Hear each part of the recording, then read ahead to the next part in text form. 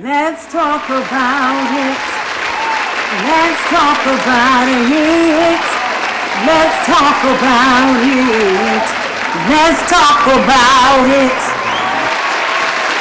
Good morning and welcome to Let's Talk About It. I'm Sharonda Brown from way downtown, and today our topic is mass incarceration, its causes and its effects. We have a wonderful panel here today. Let me introduce them to you. To my left, we have a community activist, Ivy Matthis, FIP Sandra Starr, Hello. Sheriff Whitey, Sister Mary Agana of the prison ministry, Mrs. Carrie Johnson, the mother of an incarcerated woman, and the defense attorney, Mr. Trey Jackson. So let us just begin. There's a lot of talk around prison abolishment and criminal justice reform. So, Ms. Ivy, what do you think about that? Yes. Well, let's start by acknowledging that to refer to the criminal justice system is a gross misrepresentation. What we have in America is a criminal legal system. Actually, it is the criminal illegal legal system because many of the practices that the parts of the system have instituted are illegal. Issuing fake subpoenas, fabricating evidence, forced plea deals, and this is just to name a few. So it sounds like we need to change the name of the whole system. Well, let's talk about this point. Louisiana has the highest incarceration rate in the world. Ms. Matthis, would you care to continue to elaborate on this? Absolutely. Quite frankly, Louisiana, like many other states, have been using the exemption clause in the 13th Amendment and the war on drugs to lock up black and brown people to continue the institution of slavery here in America. And if you do not know, mass incarceration is modern-day slavery. Oh, Attorney Jackson, would you care to add something to that? Yeah, and if I may add, as a result of that loophole in the 13th Amendment, we have preserved the institution of slavery, and that very existence has had a diabolical effect on mass incarceration and has fed into the systemic racism that plagues our country today. An exception clause? I never heard of an exception clause. What do you mean by an exception clause? The 13th Amendment did abolish slavery in 1865, but the amendment has an exception clause. The amendment declares that there shall be no slavery except as punishment for a crime. This helped America transform the institution of slavery into this viable prison industrial complex that exists right now today. Now hold on there right there for 1 minute. You're acting like we're just locking folks up for no reason at all, right? Is that what you're saying? We're just locking you up for no reason at all. Yes. You people are out there killing other blacks and whites, robbing folks, and bringing drugs and guns into your own community and engaging in all sorts of criminal activity, burning your buildings down. Wow. Somebody has to keep order. Well, Sheriff Whitey, the last time I checked, black and brown people do not bring guns and drugs into their community. That's just a misnomer. I just want to let you all know that this is Sheriff Whitey. He's from Sundown Town, Louisiana, and he believes in the privatizations of prisons, and he is an advocate for building more prisons in the state of Louisiana. Attorney Jackson, would you like to elaborate more on this subject? Look here, Sheriff Whitey, Sheriff Whitey, whoever you represent, the path to reducing the prison population is filled. That road is filled with challenges, but a successful plan can be implemented, and reform is attainable. We must have a fair and equitable criminal justice system, one where the police are properly trained to respond in our communities, that don't end in the police doing more harm than good. We must stop the practice of racial profiling and excessive arrests for nonviolent offenses. Come on, Sheriff. We must take these steps to review our bail system and ensure that people are not unnecessarily detained just because they are poor. And finally, we must have a DA's office that has integrity and works in the best interest of the people. In addition to that, why not review other countries and their best practices and policy on incarceration, and let's learn from those good examples. Now, with all due respect, Respect. that all sounds good, but the reality is this. You people are in a perpetual cycle of committing crimes over Back and to that. over. It's your way of life. Now, the law-abiding citizens must be protected. This is America, land of the free until you commit a crime, and I will be there to lock you up. So, Sheriff Whitey, do you believe that everyone in prison is guilty? 99.99999%. I believe we are doing many of you a favor. At least with us, you get a hot meal and a warm place to sleep. I know you experienced that, right? What do you mean you're doing us a favor? Right. With all due respect, Sheriff, it's not that simple. There are many men and women who are incarcerated who committed a crime, but the sentencing wasn't fair for the That's right. crime they committed, or the sentencing received wasn't equitable to their white counterparts. Tell them, baby. We must begin to recognize that racism has been the driving force behind mass incarceration. All right, all right. So hit me with it. Racism is behind everything. I get it now. You're one of them Black Lives Matter people, right? Really? Well, I say all lives matter. Blue lives, green lives, purple lives, and especially including the victims of these crimes and their families. Sheriff Whitey, whether racism is the underlying fuel that drives the criminal prison industrial complex is not up for debate. That has been well researched and documented. No doubt. Might I recommend you to read Michelle Alexander's book, The New Jim Crow? Oh, Lord, I heard that has a lot of words and numbers. Miss Matthis, would you care to elaborate on Yes, this? yes, I would. I just want to add that because you are incarcerated doesn't mean that you get to work people to death and pay them pennies a day. It is one thing to do the time for the crime, but why do you have to strip them of their humanity? I know that prison sentences should not be a visit to a luxury hotel, but there must be regard to human life, and they must be prepared to re-enter society. People should not be locked up for the rest of their lives. Amen. People who are incarcerated, they should receive adequate compensation, man, for the jobs they perform while they're incarcerated. This does several things, Sheriff. One, it allows them to continue to support their families while they're behind bars. And two, it gives them money to pay the fees and fines imposed by the state, by the parole board, et cetera, et cetera, et cetera. And finally, it will give them the funds they need to get back on their feet once they re-enter society. This, Sheriff, should be a no-brainer. It's prison. You don't get to have the same opportunities that free people have. Don't do the crime if you can't do the time. Yes, Sheriff Whitey.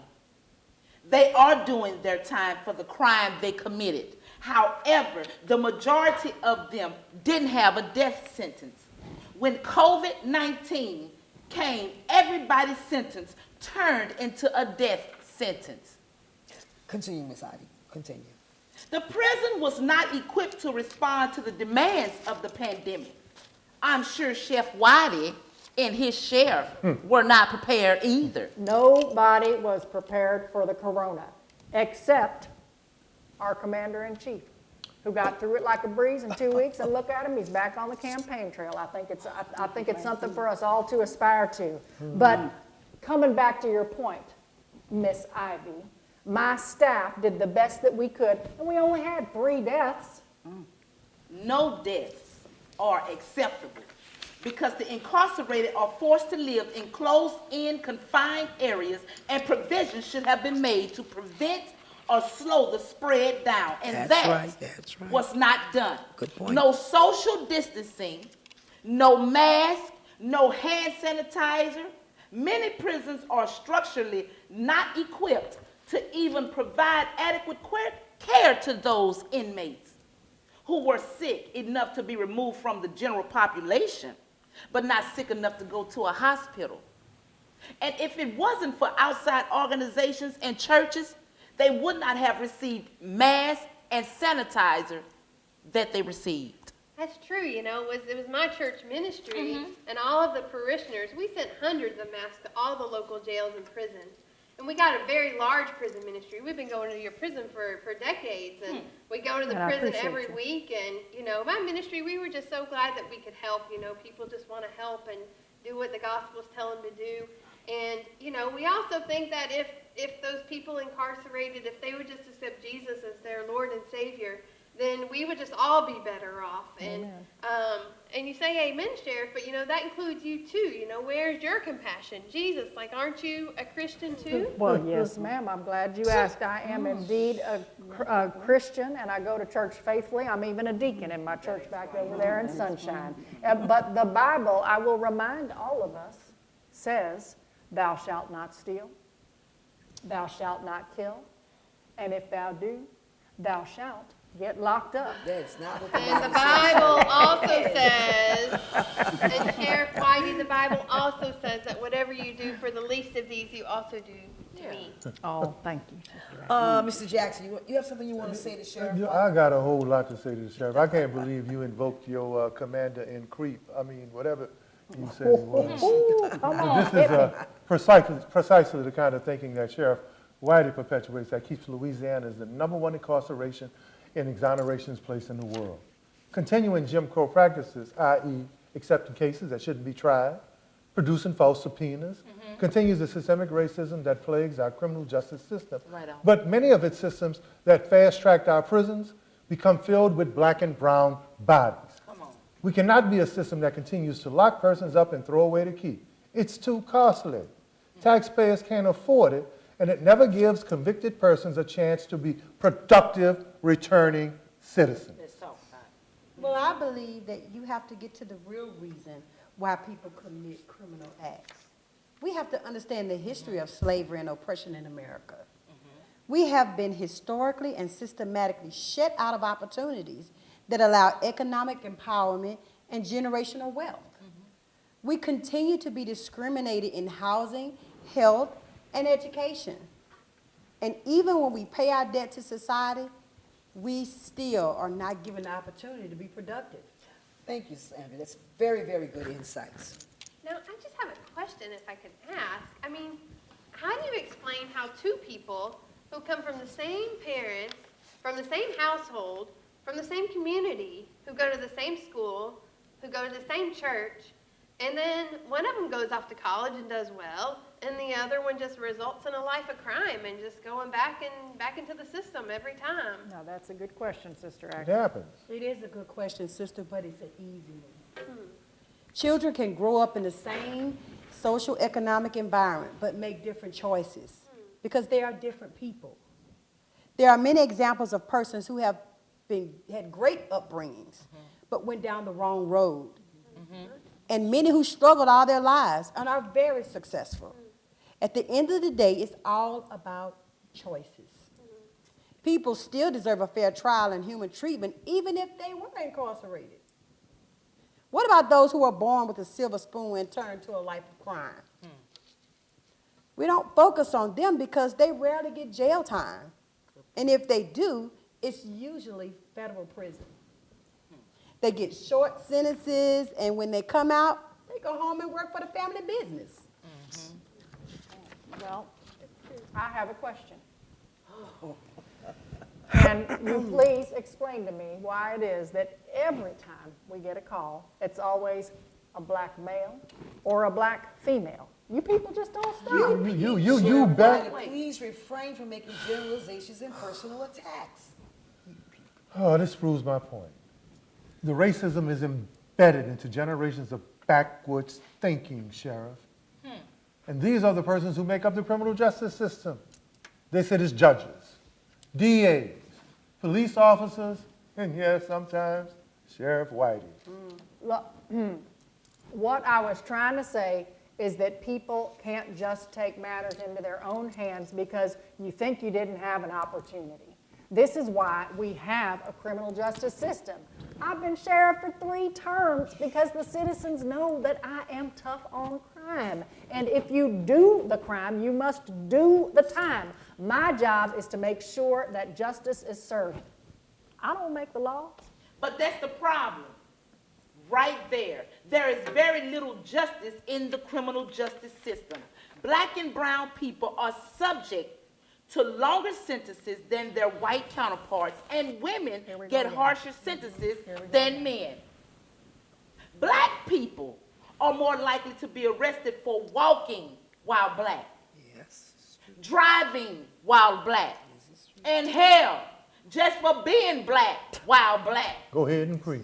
We have to pray that our young people, especially our young brothers, make it home when they leave the house just to go to school, or when they want to go and get a bag of Skittles. No, I'm just trying to understand this, you know? I mean, I'd like to think that in America, that, you know, everyone's got the same opportunities to thrive and to prosper and get your life together and to, you know, just apply yourself and make good choices for your own life, for your family's life. You know, but you can't just do a crime and then get upset that you were caught and then blame the system for all your problems. I mean, you have a choice. We all have choice. God gives us free choice. You got to let the good Lord guide your life. Oh my God, I am so sick of everyone blaming us for the system that's not fair. We do not have equal opportunities. And sometimes that bad choice is made out of desperation. I didn't do the crime. I was just there in the car when it happened. Did I deserve to go to prison for 26 years at the age of 17? Lord have mercy, sweet Jesus. We just all need prayer. We just all need prayer. And, you know, you, Sheriff, you need to practice forgiveness. And we need to focus on rehabilitation. You know, where's the rehabilitation programs that work? Where's real rehabilitation? And Miss Sandra, you know, I'm sorry. I didn't mean to offend anyone. I'm on your side. I'm just trying to understand what drives people to hurt other people and commit crime in the first place. Look, I just want you to know that I do not have the time or the funds to rehabilitate. My guards are too busy breaking up fights and making sure that everybody's where they are supposed to be. In spite of those conditions, many of them come out better than they were before they came in. Okay. I admit, I was a multiple offender. I went to jail 3 times, and I always kept going back. It started when I was shoplifting something small. No one ever asked me or wanted to know why I was stealing it. I made a choice myself to do better and not return to prison. I did the crime, but the time did not fit my crime. There are many persons serving long sentences because of the 3-strike rule. Folks should not be serving 20 years just because they shoplifted and got caught 3 times, while white-collar criminals commit major felonies and get little jail time or probation. Well, then you bring up a very, very good point. There seems to be a lack of social services available to the community, and we just simply cannot continue to criminalize situations that put black and brown bodies at ground zero for incarceration. Mr. Jackson, would you care to elaborate more? Look, the district attorney's office is the most powerful position in the criminal justice system. Citizens must actively educate themselves on candidates, their records, and their platforms. We cannot continue just to vote party lines. We must elect persons who will work for the people and be fair and equitable. All systems must work together: education, health, housing, and public safety to critically address the situation and provide meaningful intervention and alternatives to incarceration. There must be a plan in place to give our young people a chance to break this cycle of incarceration. Yes. May I have a chance to speak, please? Oh, certainly, Ms. Johnson. Go right ahead. Thank you, ma'am. I've been sitting here listening to all y'all, especially you, Sheriff Whitey person.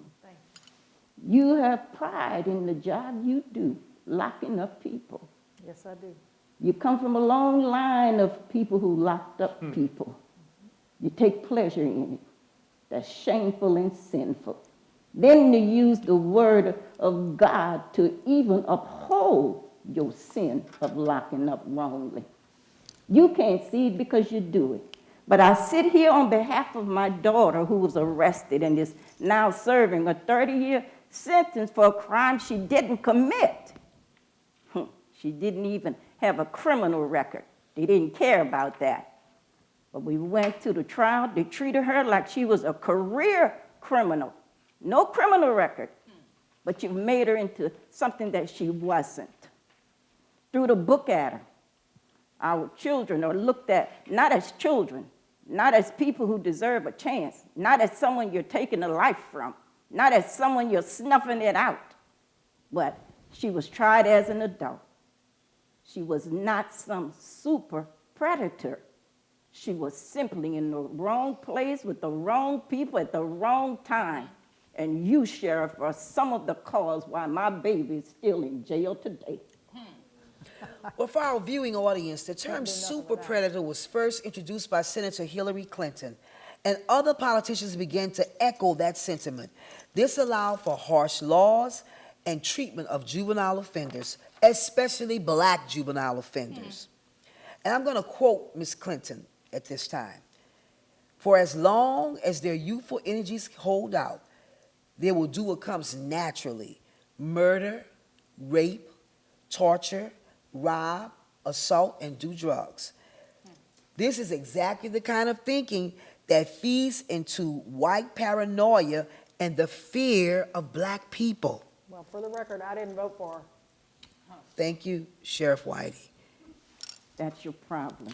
You never seem to vote for that which can help, which can correct, which can cause a better way of life.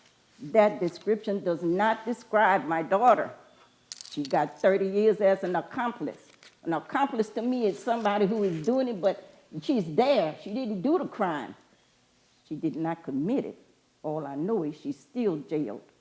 And the perpetrator got out 10 years before. She's still there, locked up away from her children. Her life is passing her by. She has missed her children growing up.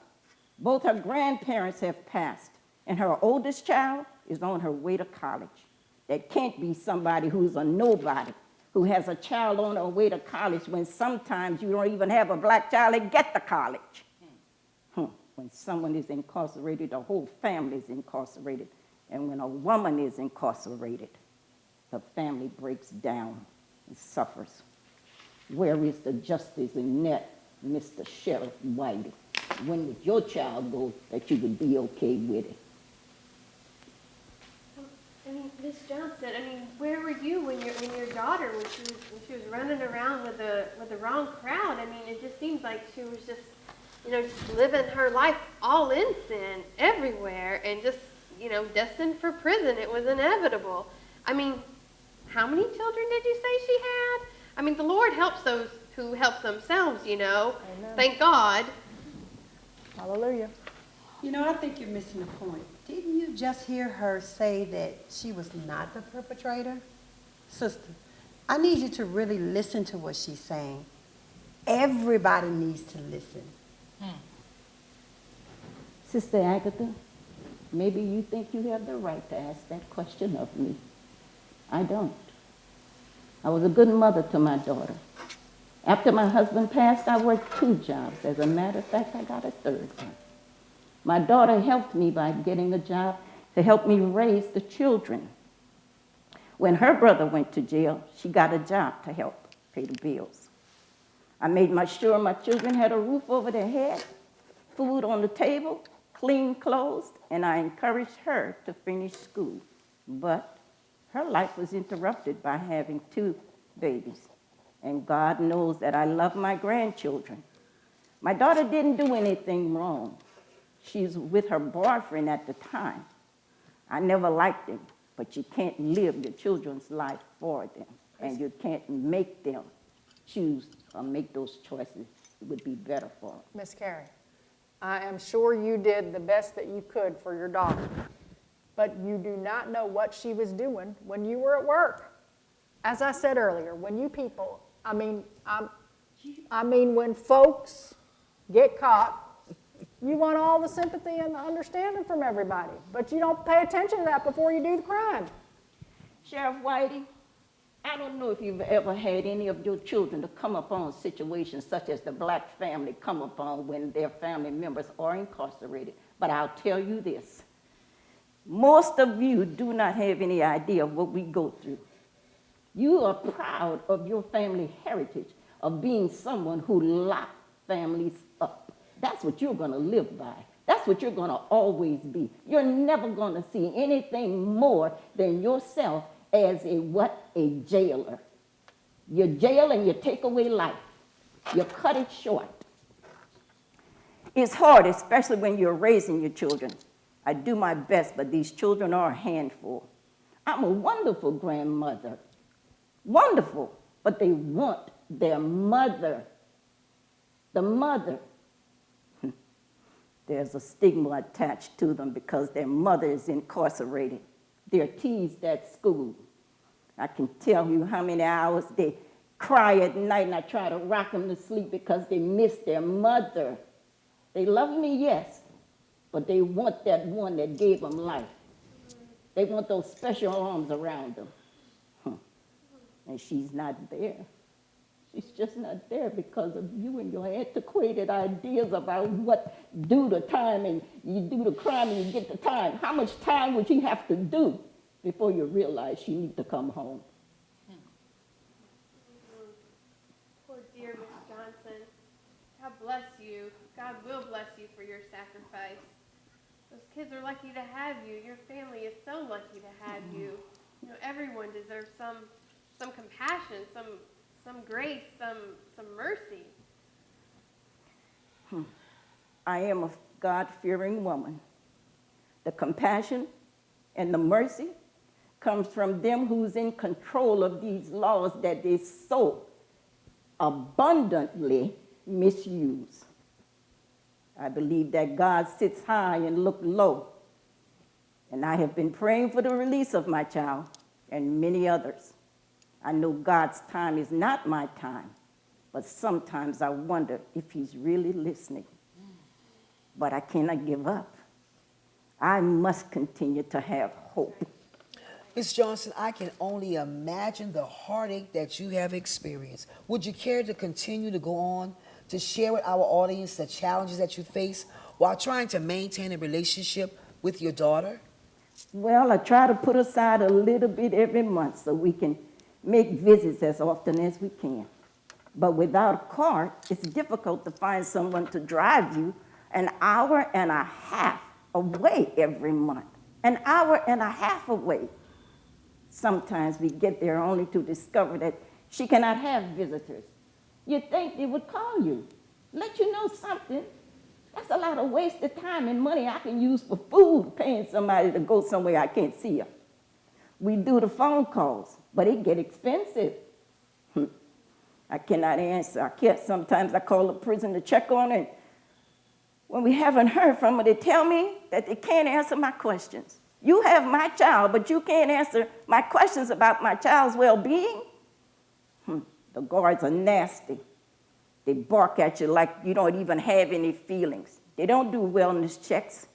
Sometimes I go for weeks without hearing or knowing if my child is still alive. That is simply unbelievable. It's further proof that once you're incarcerated, the general feeling is that you don't deserve basic human rights.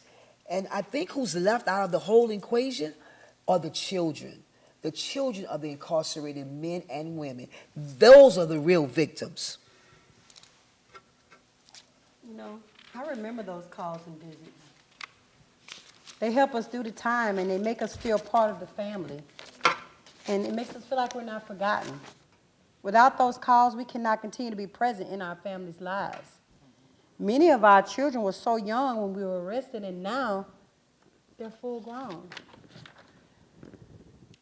We need to have human interaction other than the guards and other inmates. They are so important.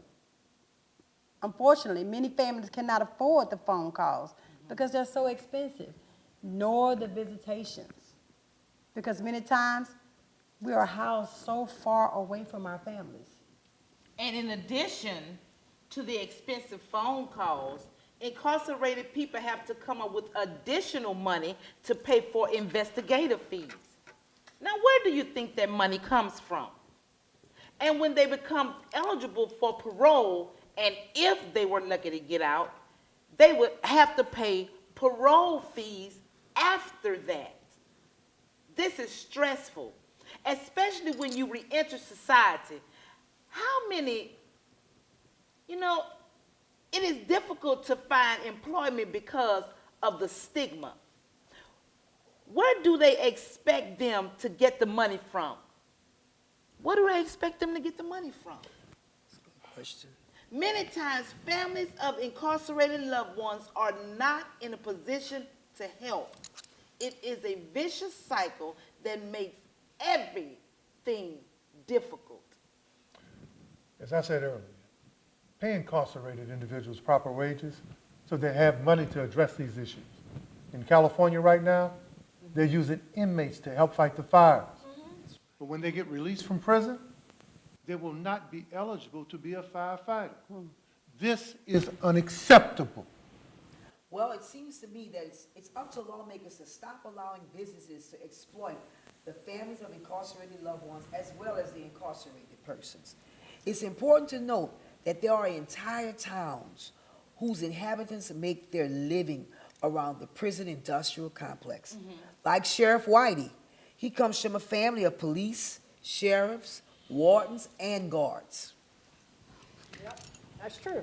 My grandpappy was a warden, and his pappy was police chief, and my son is working at the prison now. It is an honorable profession. And that's Glory. the problem.